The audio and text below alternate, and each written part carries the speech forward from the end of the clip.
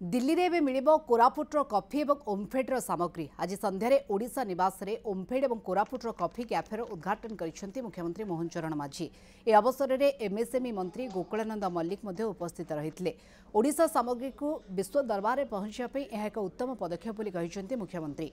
October 2 तारिख गांधी जयंती और शास्त्री जयंती अवसर में संसदर कैंटीन में कोरापुटर कॉफी मिले बोली सूचना देइछंती मुख्यमंत्री। प्रथम करे ओडिशार कोरापुटर कॉफीर स्वाद नेबे सांसद। वन डिस्ट्रिक्ट वन प्रोडक्ट लक्ष्य नहीं आग को बढ़ुची ओडिशा। आगामी समय ओडिशार अर्थनीति को आहुरी मजबूत करने सहित श्रेष्ठ राज्य भितर ओडिशा केमती रहिबा ताकू नहीं आम अर्थनैतिक विकास करुचु। 2036 सुधा ओडिशा को विकसित राज्य में परिणत कर लक्ष्य रखा बोली मुख्यमंत्री कहिसेंती। आज आम एठी मध्य गोटे ओमफेड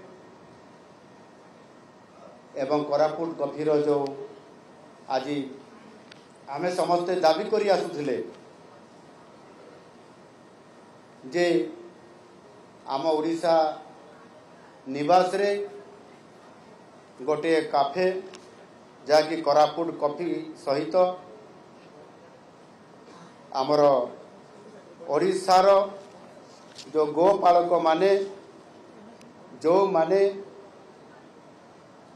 दुग्ध उत्पादन करी ओमफेड को दौरान एवं ओमफेड एक स्वतंत्र ओमफेड रो ब्रांड करी आज